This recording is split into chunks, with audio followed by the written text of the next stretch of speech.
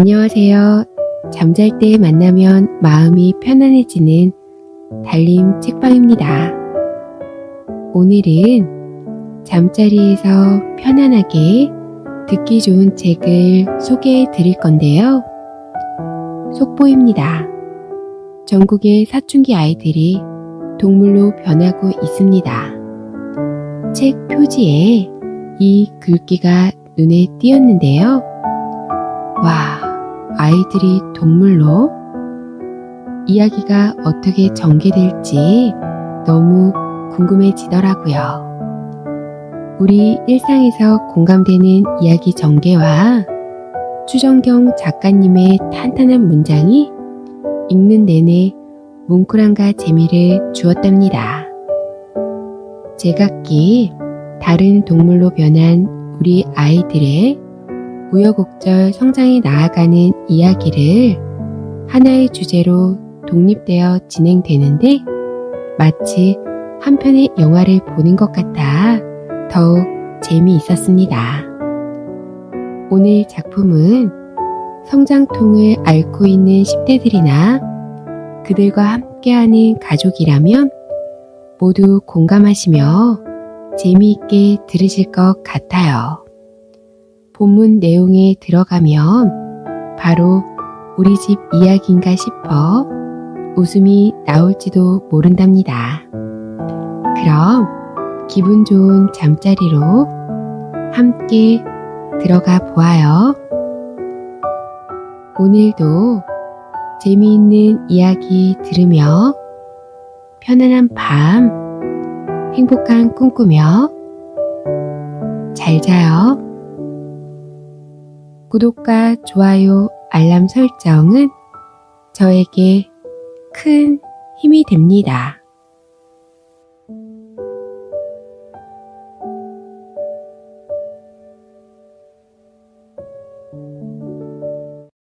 곰이 된 태웅 56점이란 점수는 마치 수학과 썸을 타는 듯 애매한 기분이 들게 만드는 점수였다. 사랑하는 것도 아니고 관심이 없는 것도 아니고 사귀는 것도 아니고 모른다고 하기에도 애매모호한 사이의 결과물. 뜨겁게 사랑했다면 펄펄 끓는 100도를 찍었을 텐데 어정쩡하게 수업 시간과 학원 시간에만 만나 잠시 데이트하는 사이에선 최선의 점수가 아닌가. 태웅은 본인의 수학 점수에 대해 이런 궤변을 늘어놓았다. 억울하게도 공부를 안 한 것도 아닌 놀았다는 것을 증명할 수도 없고 공부했다는 걸 증명할 수도 없는 난감한 숫자였다. 엄마식 표현에 따르면 들인 돈의 100%, 1000%를 뽑아낸다는 누나의 시험 성적은 늘 태웅을 좌절하게 했다. 동생은 자신과 비교해 50보 100보였으나 동생이 고양이 눈꽃만큼 조금 더 성적이 높은 덕에 태웅에게 포화가 쏟아졌다. 가장 큰 타격을 입히는 것은 늘 누나였다. 딱 제가 학교 갈 때 타고 다니는 마을버스 숫자네.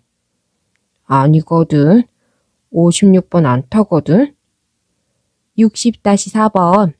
다시를 빼기라 치면 56점. 우연의 일치라기엔 너무 운명적인데? 유치해. 그러는 누나는 뭐 100번 타고 다녔어? 아니, 난 기숙사여서 버스 안 타고 다녔어. 태웅은 10살 차이가 나는 누나와 이런 대화를 하는 게 어이없었다. 그래서 그 좋은 머리로 고작 동생이나 놀려먹고 이번 시험은 엄청 어려웠다고. 반 평균이 54점이랬어. 거기서 겨우 2점 더 맞은 게 자랑이냐? 얘 시험지 좀 봐. 선생님들이 점수 주려고 내놓은 문제만 골라 먹었네. 난이도가 조금이라도 있으면 손도 안 댔어. 내놔. 넌 초밥 먹으러 가서 회는 걷어내고 밥만 먹을 놈이야. 밥이 쉽고 회가 어려운 쪽이던가. 회를 걷어내는 건 누나 아니냐고 구시렁대며 시험지에 손을 뻗었다가 마음을 바꿔 삼겹살을 집었다. 다 익은 삼겹살을 앞에 놓고 이미 끝나버린 수학 시험지를 집어 무엇하랴. 얼씨구, 쪽팔림보다 배고픔이 먼저구나. 너 당장 내일부터 수학학원 그만둬. 정기로 내주려고 다니는 애가 있다더니 그게 바로 내 동생이었네. 학원을 그렇게 오래 보냈는데 90점을 한 번도 못 넘기니? 비수 같은 말을 가슴에 꽂은 채 담담히 삼겹살 위에 명이나물을 얹어 입에 넣으려던 찰나였다. 무려 1년에 딱 한 달, 4월에만 채집할 수 있다는 울릉도산 명이나물. 대웅아, 차라리 찍어. 너의 문제는 열심히 푼 문제가 죄다 틀렸다는 거야. 누나의 마지막 말은 태웅이 간신히 지키고 있던 자존심을 잔인하게 짓밟았다.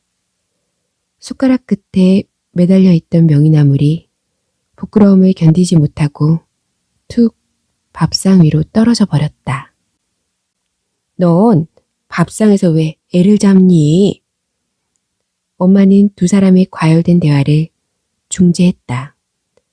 그러나 태웅은 명이나물로 감싼 삼겹살을 밥그릇에 그대로 내려두고 식탁에서 일어났다. 너무나 이상한 일이었다. 무슨 말을 해도 웃어 넘기던 예전과는 달리 마음이 저렸다. 상처받은 마음에서 볼멘 소리가 툭 흘러나왔다. 우리 가족은 참 서로에게 예의가 없어. 태용의 시선은 삼겹살 불판을 비껴가 대리석 식탁에 얼룩에 꽂혔다. 식탁에서 가장 못난 곳에 애써 시선을 붙잡아 두며 삼겹살과 명이나물을 외면했다. 뭔 예의? 10살 많은 누나가 10살 어린 놈한테 뭔 예의? 최소한 먹을 때는 안 건드리는 게 예의 아닌가? 이렇게 갈구는데도 밥이 넘어가면 사람이 아니지 않은가? 태용은 그 와중에도 랩배틀을 하듯 다음 문장을 받아치는 누나가 얄미웠다. 그냥 잘 먹고 다음에 잘해라 하고 말하는 게 그렇게나 어려워? 다음이 벌써 몇 번째야. 수능 다친 다음에 잘해라 할까? 명이나물이야말로 한철이잖아. 단원평가, 수행평가, 중간고사, 기말고사. 시험은 도돌이표처럼 반복되고 학생은 그 시험에 모든 걸 헌납하고 맞춰 살아야 하는 게 현실인데 딱 한 번 입맛이 삶의 1순위가 되면 안 되나. 태웅은 이런 속마음을 이야기하고 싶었다. 그러나 포유에 가까운 울부짖음이 터져나와서 자신조차 놀랐다. 태웅의 그런 모습을 처음 본 가족들도 놀라기는 마찬가지였다. 어머, 아들, 지금 밥상머리에서 소리친 거니? 본물이 터지듯 터져버린 울분은 태웅의 이성을 마비시켰고 다른 가족들조차 원망스럽게 만들었다. 그런데 괜한 자존심이 해서는 안 될 말을 뱉게 했다. 밥 안 먹어. 모두가 어안이 벙벙한 얼굴이었다. 뭐? 밥을 안 먹는다고? 한 달치 급식 식단표를 외우고 사는 내가? 누나의 어이없다는 표정을 보자 태웅은 괜한 오기가 솟았다. 그 말을 듣고도 그 자리에 앉아 밥을 먹으면 정말 사람이 아닐 것 같아서 방으로 들어와 버렸다. 온 가족이 자신을 오도독뼈처럼 씹어 먹는구나. 학교가 양육강식의 정글이라면 집은 구획이 정리된 동물원이었다. 동물의 왕인 사자 엄마와 차세대 리더 자리를 노리는 호랑이 누나, 마주치기 힘든 바다거북 아빠와 하이에나 같은 동생. 이 집에서 자신만 초식 동물이라 매일 뜯기는 모양이다. 도무지 섞일 수 없는 사람들이 사는 이곳은 네버랜드이자 환장월드. 집이 아니라 집구석이다. 태웅은 없는 자존심을 긁어모아 버럭 화를 내고 방으로 들어왔다. 하지만 삼겹살 냄새로 가득 찬 방 안에 있자니 숨만 쉬어도 괴로웠다. 가장 맛있는 고기 한 점을 놓고 뒤돌아서 들어온 것에 대한 속상함과 속쓰림이 한꺼번에 들이닥쳤다. 56점을 맞은 것도 서러운데 명이나물 얹은 삼겹살을 먹지 못한 것은 더욱 서러웠다. 한우와 수입 쇠고기를 구별하는 고급 입맛을 만들어준 게 누군데 이제 와서 명이나물 타령을 한다고 구박하다니. 요동치는 허기에 가방을 뒤져보자 바닥에 깔린 비타민 사탕 한 개가 있었다. 비닐에 들러붙은 사탕을 조심스레 떼어 입에 넣었다. 그마저도 빨리 녹을까봐 천천히 녹여 먹고 있자니 서글픔이 밀려들었다. 밤이 되어 가족들이 모두 잠들고 나면 나가서 뭐라도 먹어야겠는데 오늘도 아빠는 코골이 때문에 안방에서 쫓겨나 거실에서 주무실 것이다.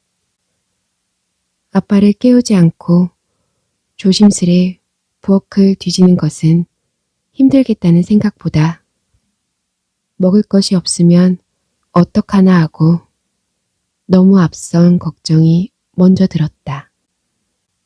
그때 태웅의 뺨을 타고 눈물 한 방울이 또르르 흘러내렸다. 집을 나가면 누구 하나 나를 찾기는 하려나. 내 식비로 엄마 아빠 노후 적금 든다고 좋아하지는 않을까.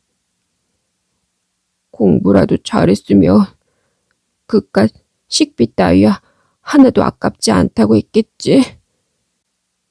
학원비에 식비까지 잡아먹는 귀신이란 소리는 안 했겠지. 뒤늦게 억울한 마음을 정리하다 보니 참고 있던 서러움이 폭발했다.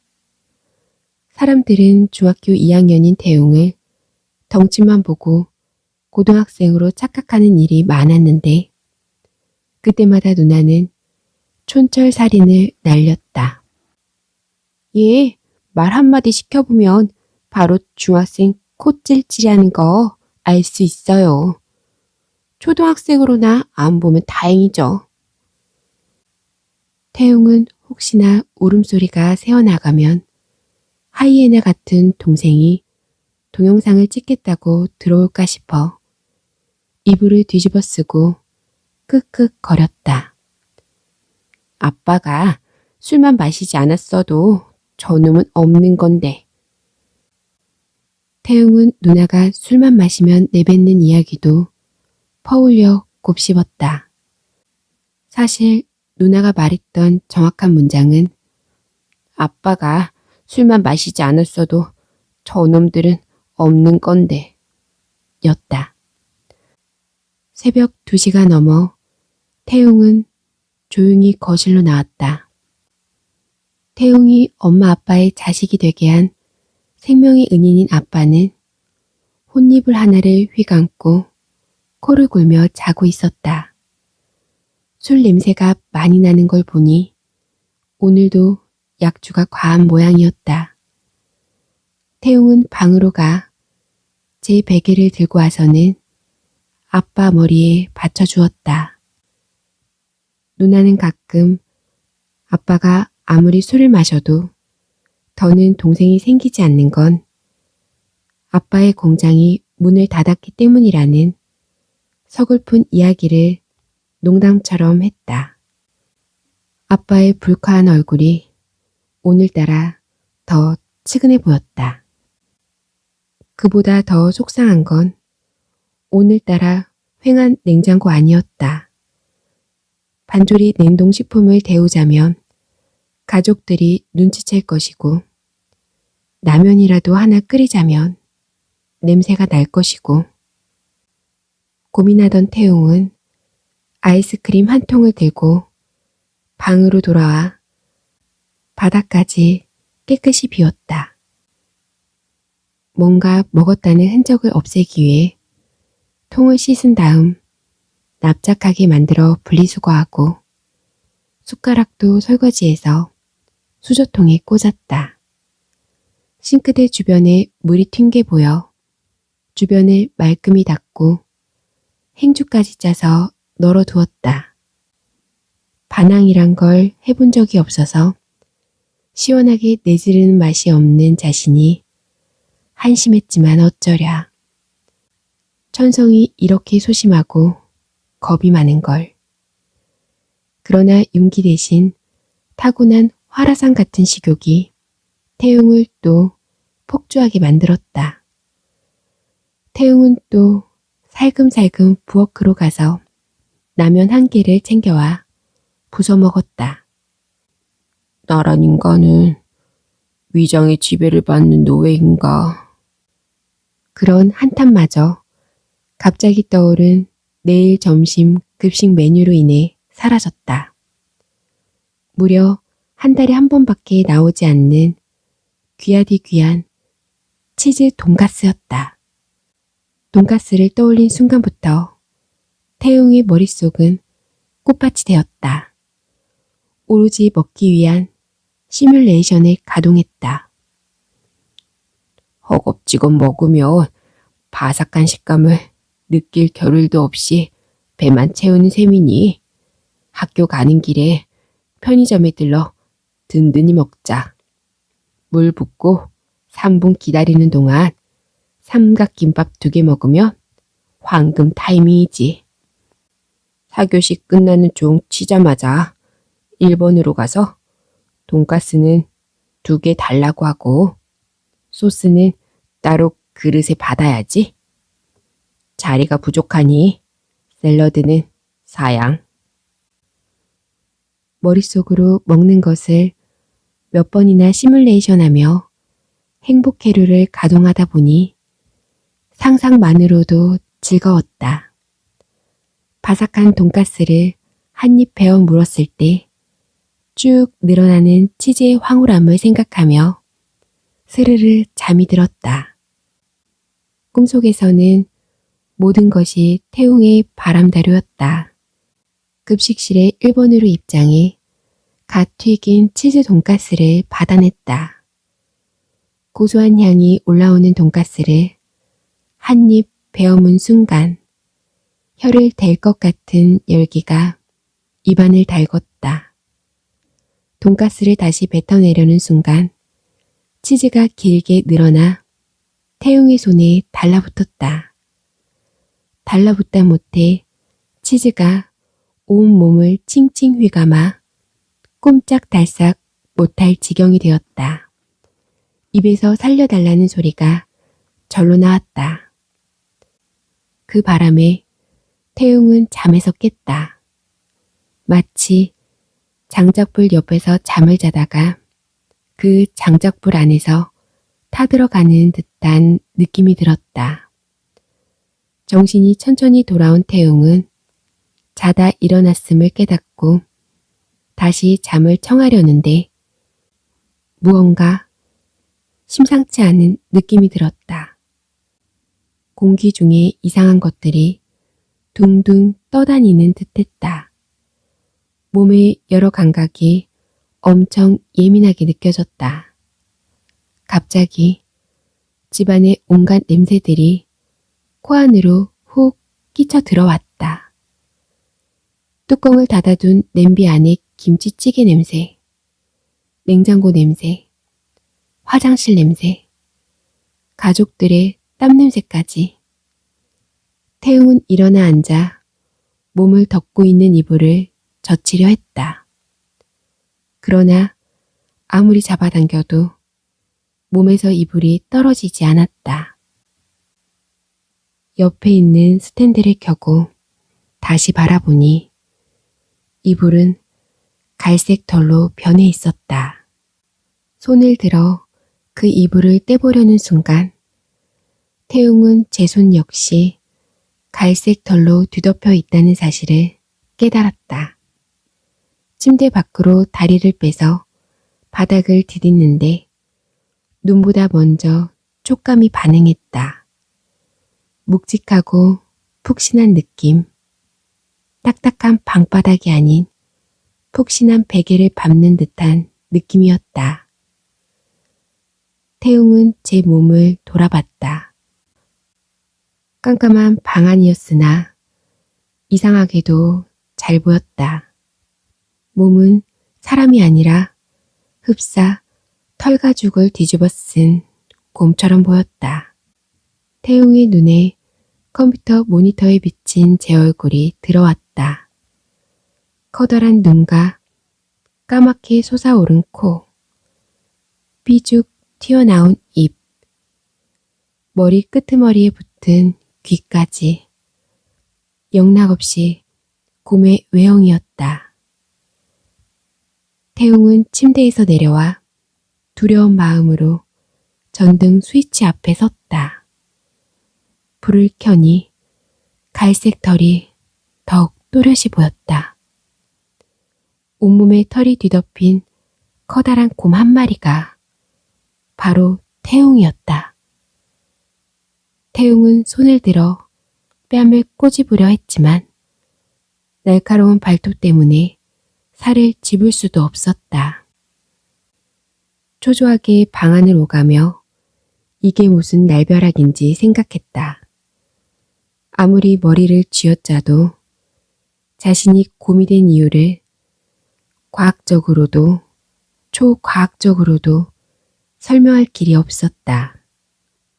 무엇보다 다른 사람들이 지금 이 모습을 보고 한태웅을 떠올릴 수 있을까? 태웅은 책상에 굴러다니는 펜 한 자루를 집어들고 발가락 사이에, 아니 발톱 사이에 끼우려다가 둔하고 묵직한 발은 글을 쓰기에 적합하지 않다는 사실을 깨달았다. 그래서 그마저도 포기하고 펜을 입으로 물고 천천히 글을 써보았지만 쉽지 않았다. 이 상태로 가족들에게 발각되면 자신을 때려 죽일 수도 있겠다는 공포감이 엄습했다. 특히 무도 5단 누나라면 태웅이 아무리 목소리를 내려고 애를 써도 입 밖으로 나오는 것은 곰의 신음뿐이었다.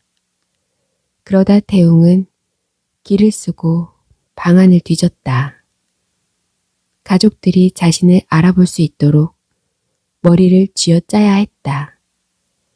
목에 수영대에 메달을 걸치고 슬리퍼에 발을 우겨 넣었다. 아무리 봐도 사람은 아니었지만 뭔가 이상한 곰으로 보이게끔 때려 죽이기 전에 한 번이라도 생각은 할 수 있게끔. 태웅은 조심스레 거실로 나가 자고 있는 아빠를 확인했다. 시계는 어느덧 새벽 3시. 모두가 잠든 시각이다. 아빠만 살짝 깨워서 먼저 이 사태를 알리자. 아빠라면 한눈에 알아보고 나머지 가족들에게 자초지종을 설명해 줄 거야. 어두우면 자신을 진짜 곰으로 오인하기 쉬우므로 화난 상태로 대번에 알아볼 수 있게 만반의 준비를 하고 심호흡을 했다. 딸깍 불이 켜졌다. 갑작스러운 불빛에 거실 바닥에서 자고 있던 아빠가 눈을 찡그리며 깼다. 사방을 두리번거리다 태웅과 눈이 마주친 아빠는 멍한 눈으로 태웅을 바라보더니 한참 만에 눈을 비비고 다시 쳐다봤다. 자신의 팔을 꼬집고 허벅지를 치고 뺨을 때린 뒤에야 이 모든 것이 현실임을 인지한 아빠가 외마디 비명을 질렀다. 그 소리에 잠에서 깬 가족들이 하나둘 거실로 쏟아져 나왔다가 곰이 된 태웅을 발견한 뒤 그 자리에 얼어붙었다. 태웅은 목을 가다듬고 고운 목소리로 차분히 말했다. 여러분, 접니다. 우웅대는 곰의 외침은 모든 사람의 발작 버튼을 눌렀다. 누나 지영과 동생 영웅이 아빠의 골프채를 들고 다가오자 태웅은 뒷걸음질하며 베란다로 몰렸다. 태웅이 베란다로 들어가자 가족들은 얼른 문을 잠가버렸다. 태웅이 울부짖으며 호소했지만 그 누구도 눈앞의 곰이 태웅이란 사실을 눈치채지 못했다. 미쳤나봐. 가정집에 곰이 웬 말이냐. 우리가 농막에 사는 것도 아니고 아파트 단지에, 그것도 20층이나 되는 집에 문을 열어놓은 것도 아닌데 이게 말이 돼? 아니 밤중에 홍두깨도 아니고. 이럴 때가 아니다. 지연아, 경찰서에 전화라도 넣어. 엄마, 일단 진정하고 기다려봐. 기다리긴 뭘 기다려. 저게 언제 뛰쳐나올 줄 알고. 저거 강화 유리라 쉽게 못 나와. 곰이잖아. 곰이 힘으로 뭔들 못해. 휴대폰 어디 있어? 태웅은 베란다에 멍하니 앉아 눈물을 흘렸다. 손을 들어 창문에 대자 가족들이 겁먹은 표정으로 뒤로 물러서는 걸 보고 유리문에서 손을, 아니 손인지 발인지 모를 털뭉치를 떼었다. 태웅은 하늘을 향해 서럽게 목 놓아 울었다. 소리 듣고 옆집에서 먼저 신고하겠네. 태웅은 엄마의 말을 듣고 뚝 울음을 그쳤다. 가족들 중 그 누구도 자신을 알아보지 못한다는 사실이 커다란 서글픔으로 밀려들었다. 이제껏 헛살았나 10여 년을 함께한 가족들이 흔적도 없이 사라진 자신과 갑자기 나타난 곰의 상관관계를 정말 찾지 못할까. 어느새 골프채를 내려놓은 영웅이 한 손에는 비비탄 총을, 또 다른 손에는 휴대전화를 들고 영상을 촬영하며 한 발짝씩 다가오더니 유리문 앞에 서서 유심히 곰을 관찰했다. 영웅은 곰이 시공간을 뚫고 나타난 괴물이 아니라 원래 이 집에 살던 곰같이 둔하던 누가 닮은 것 같았다. 그리고 슬쩍 태웅의 방으로 들어가 엉망이 된 이불과 그 위에 떨어진 갈색 털을 보았다. 증거로 봤을 때 합리적으로 두 가지를 의심해 볼 수 있었다. 곰이 태웅을 먹어치웠거나 저 곰이 태웅이거나. 찢긴 살점이나 핏방울이 하나도 없고 목에 걸린 금메달과 발에 끼인 찢어진 슬리퍼. 무엇보다 냉장고를 압도하는 큰 덩치와 그렁그렁하게 맺힌 눈물에 모기 한 마리 못 죽이게 생긴 소 같은 눈망울까지. 이것은 아이러니하게도 가족들 중에서 가장 원수 같았던 동생이 곰이 태웅이란 사실을 먼저 눈치챘다. 엄마, 저거 형 같은데? 뭐? 그 동물아 있잖아. 잘 봐봐.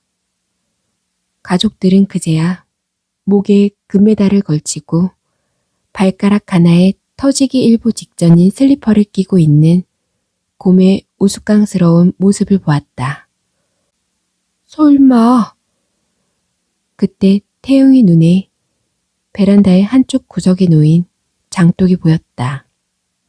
태용은 둔탁한 앞발로 독의 뚜껑을 열고 한쪽 발에 된장을 묻혔다.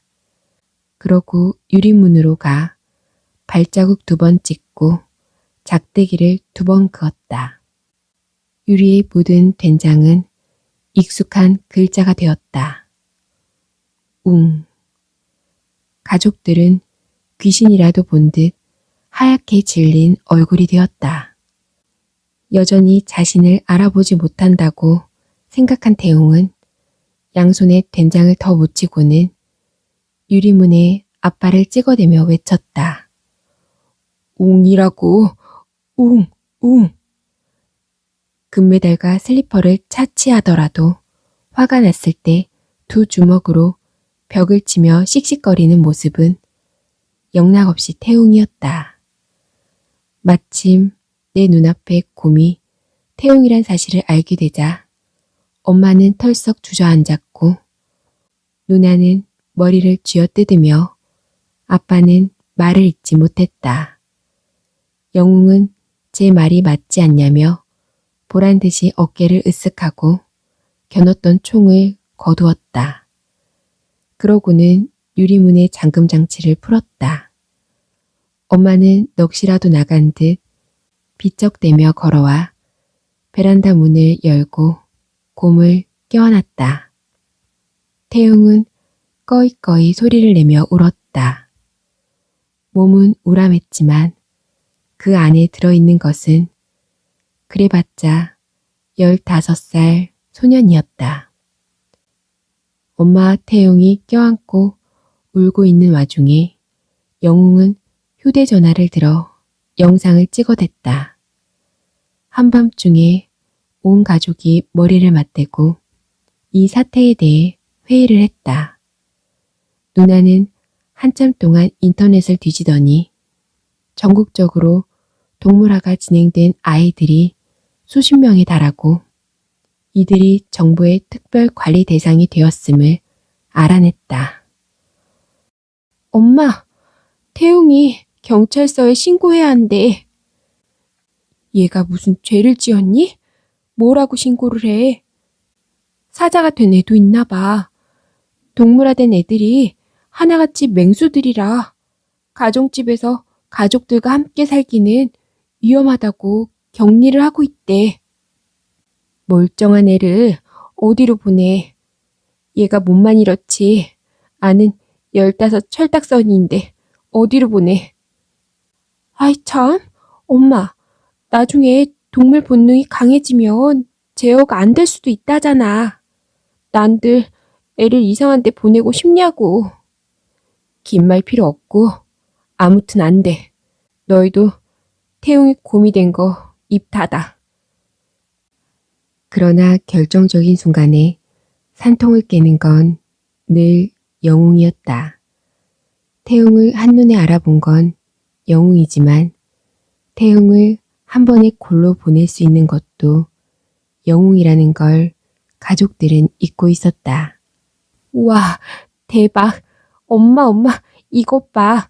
조회수가 18,600 쭉쭉 올라간다. 엄마와 누나는 누가 뭘 할 것도 없이 몸을 던져 영웅의 휴대전화를 빼앗았다. 영웅이 수십 분 전에 태용을 찍어 올린 영상은 순식간에 조회수가 폭등하고 있었다. 수백 개의 댓글 중 단연 눈에 띄는 댓글은 창문에 웅이라고 썼을 때 나 조금 지림. 팬티 말리는 중. 이었다.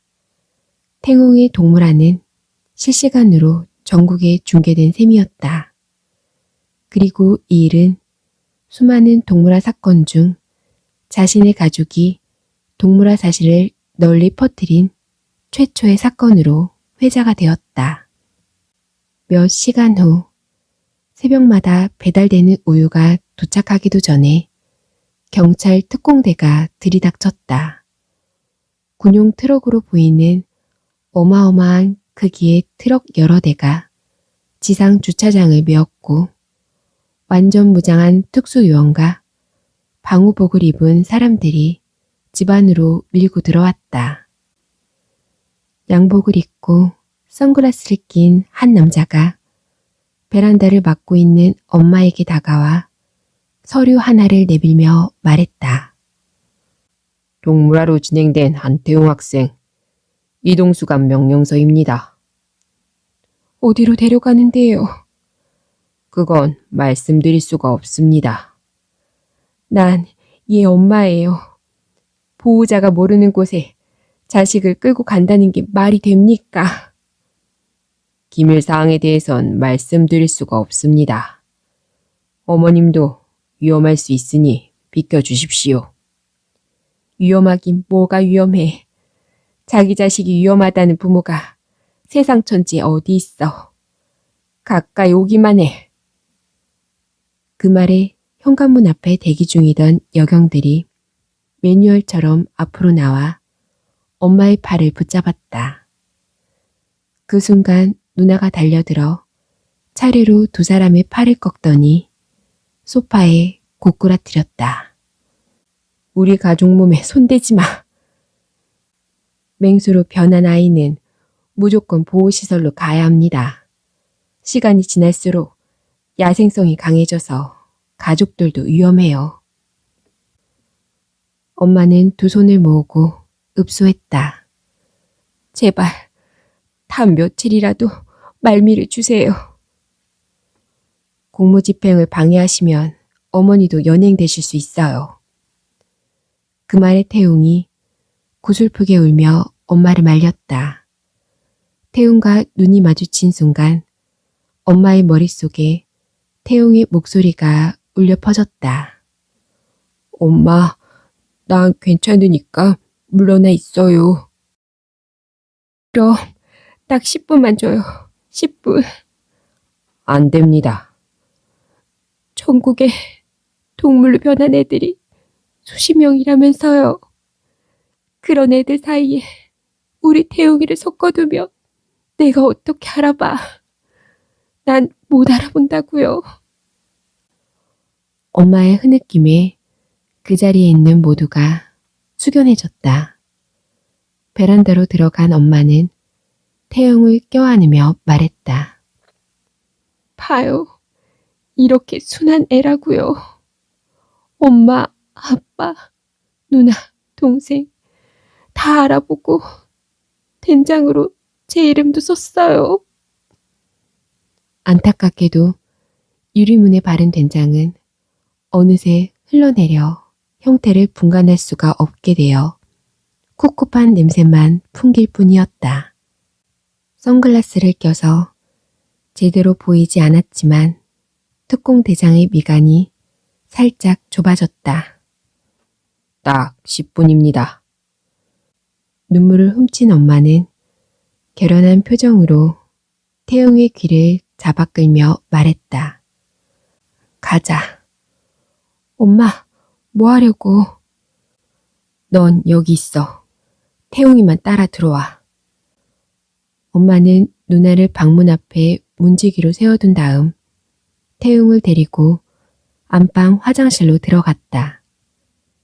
태웅을 비좁은 욕조 안으로 밀어 넣은 뒤 꺼내든 것은 강아지를 미용할 때 쓰던 미용기였다. 돌아. 그거로 뭘 하려고. 시간 없어. 얼른 돌아. 엄마는 태웅의 등짝을 한 대 내리치고 손바닥으로 이곳저곳을 훑더니 사정없이 털을 밀기 시작했다. 등을 내밀고 있는 태웅은 엄마의 행동을 이해할 수 없었지만 저항할 힘도 없었다. 마지막 털을 다듬고 있을 무렵 노크도 없이 특공대장이 화장실 안으로 들어왔다. 선글라스 때문에 눈을 볼 수 없었지만 살짝 벌어진 인매에 담긴 당혹감을 태웅도 대번에 알 수 있었다. 도대체 엄마가 내 등에 뭘 했기에. 몸에 붙은 털을 털고 천천히 욕조 밖으로 나온 태웅은 거울에 등을 비추어 보았다. 냉장고 문짝만한 등에는 맨살이 군데군데 드러나 있었다. 그 맨살의 조합은 사람이었다. 태웅은 경악스러웠다. 듬성듬성 털을 깎아 등에 글자를 새기다니. 이 꼴로 밖을 나가라는 거야? 충격을 받은 태웅이 날뛰다가 거울을 깨부수자 방에서 대기 중이던 다른 요원들이 화장실 안으로 들이닥쳤다. 그들은 저지하는 엄마를 밀어내고 그물을 던져 태웅을 포박했다. 그물에 갇힌 태웅은 소리쳤다. 제발로 나갈 테니 그물은 치워주세요. 그러나 말은 포효가 되었고 그 큰 울림은 태웅을 맹수라 생각하는 사람들을 더욱 긴장하게 했다. 결국 마취총이 발사되었고 태웅은 혼미한 정신으로 벽에 몇 번 머리를 박다가 이내 바닥에 쓰러졌다. 자신의 의지와 상관없이 혓바닥이 입 밖으로 밀려나왔다. 쪽팔려. 태웅의 웅얼거림은 암정과 함께 사라졌다. 한참 후 태웅의 의식은 집이 아닌 다른 곳에서 돌아왔다. 그 사이 앞발 일부의 털이 밀려 있었고 맨살에 이상한 수액이 꽂혀 있었다. 입마개를 하고 커다란 쇠줄이 묶인 채로 태웅은 몇 번이고 주삿바늘로 피를 뽑혔다. 연구원으로 보이는 사람들은 태웅과 대화를 시도하기는커녕 숫제 위험한 동물로 취급했다. 태웅은 몇 번이나 의식이 뚝뚝 끊겼다. 정신이 돌아올 때마다 자신이 깨어나는 장소는 매번 다른 곳이었다. 다 죽어가는 목소리로 여기가 어디냐고 물어볼 때마다 사람들은 쇠창살 사이로 막대를 넣어 몸을 쑤셔댔다. 전기 충격을 당하고 피를 뽑히고 이상한 빛을 쏘이고 태웅은 한시도 편할 날이 없는 시간을 보냈다. 실험 쥐가 된 양 보호복을 입은 사람들이 태웅을 실험하고 관찰했다. 태웅의 몸과 마음은 점점 만신창이가 되어갔다. 차라리 죽고 싶다. 어느 날 그런 생각이 들자 태웅은 소스라치게 놀랐다. 단 한 번도 해본 적 없었던, 이해할 수 없다고 생각했던 마음이었으나 지금은 그 처절한 마음을 알 듯했다. 대화도, 감정도, 인간으로서 가지고 있던 모든 것이 바닥을 치자 태웅은 점점 식음을 전폐하고 그 어떤 자극에도 반응하지 않았다. 비슷한 시기에 들어온 사자나 하이에나 등 다른 맹수들도 하나 둘 어딘가로 사라졌다. 한때 수십 마리에 달하던 동물들이 점점 줄어들더니 실험실에 남은 것은 태웅을 포함해 6뿐이었다. 그렇게 시간이 흘러 털이 깎여 맨살이었던 앞발에 다시 갈색 털이 돋아날 무렵 태웅 역시 어디론가 옮겨졌다. 집을 떠날 때 타고 왔던 군용 트럭과 달리 마지막에 타게 된 차량은 좀 허술해 보이는 1톤 트럭이었다.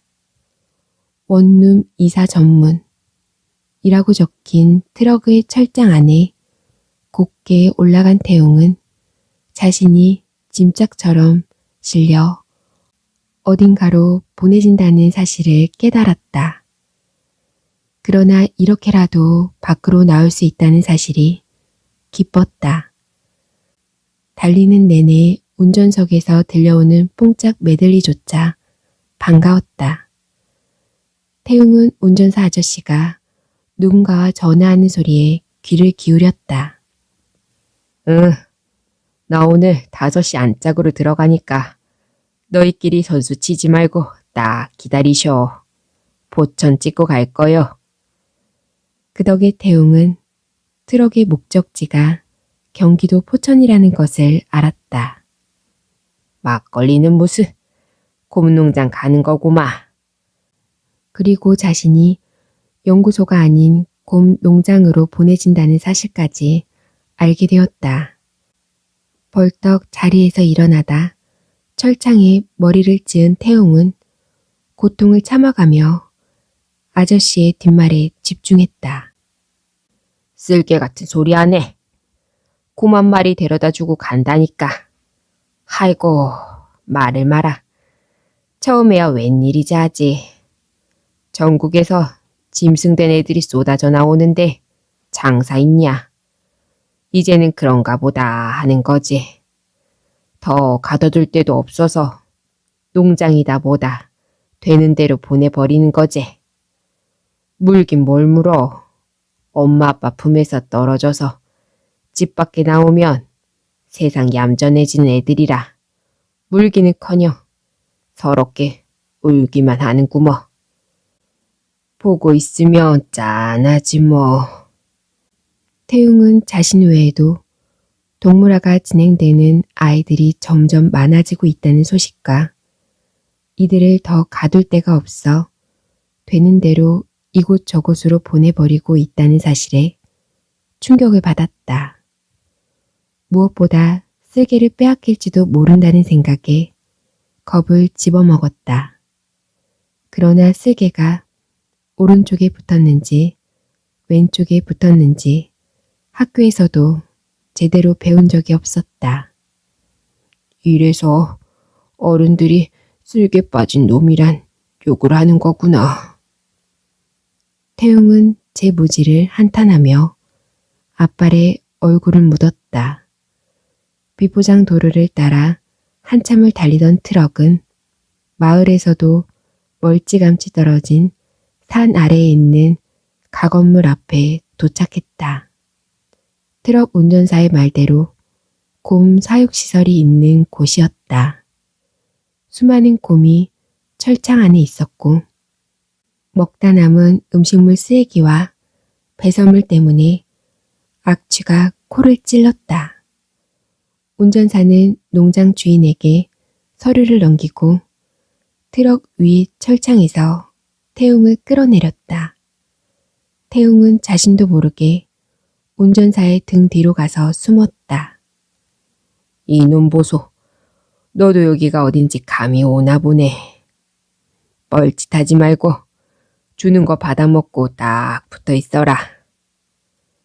엄마가 밀어준 털은 어느덧 무성하게 자라 이제는 사람이라는 글자도 잘 보이지 않았다. 농장 주인은 태웅의 목에 목줄을 걸고 태웅을 빈 철장으로 집어넣었다. 해가 뉘엿뉘엿 질 무렵 농장 주인은 철창 안에 있는 스테인리스 그릇에 고약한 냄새가 나는 죽을 부어주었다. 구더기와 파리떼가 들끓어서 보기만 해도 구역질 나는 스테인리스 그릇이 변기인 줄 알았던 태웅에게는 적지 않은 충격이었다. 태웅이 몸서리치며 뒤로 물러서자 농장 주인은 막대기로 창살을 두드렸다. 농장 주인은 밥그릇을 손가락으로 가리키며 말했다. 살고 싶으면 먹어.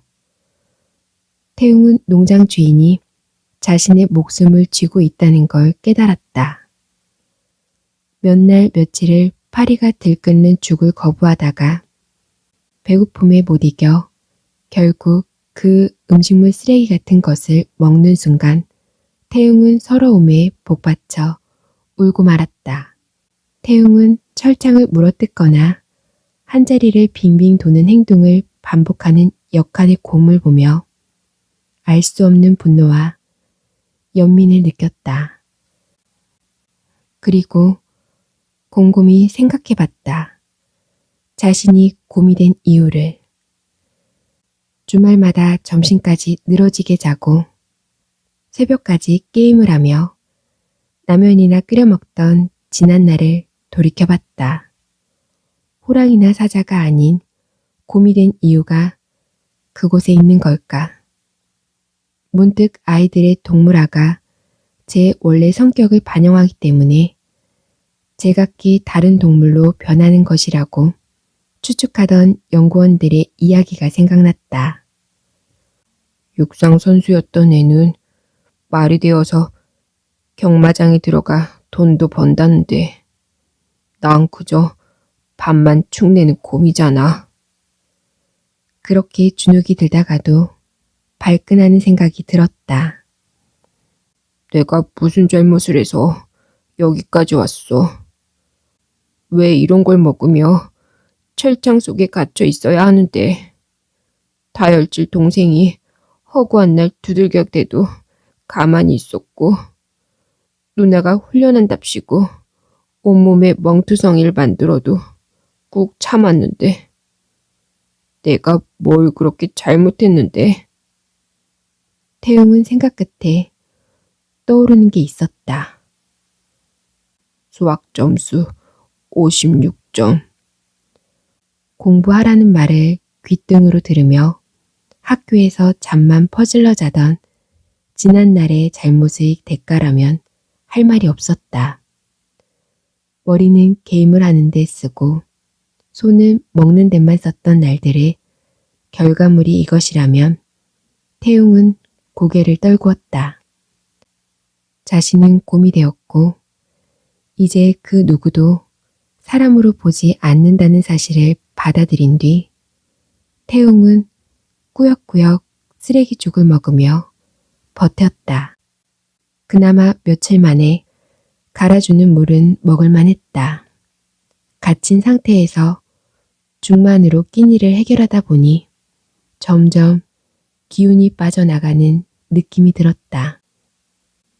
조상이 웅녀라는 게 다른 사람에게는 신화일지라도 자신에게는 명백한 사실이라고 받아들이며 적응해 갈 무렵 소란스러운 소리와 함께 한 무리의 사람들이 곰 농장을 찾아왔다. 곰의 가슴에 관을 꽂아 쓸개집을 빼먹는 사람들이 또 온 것인가 싶어 겁이 났다.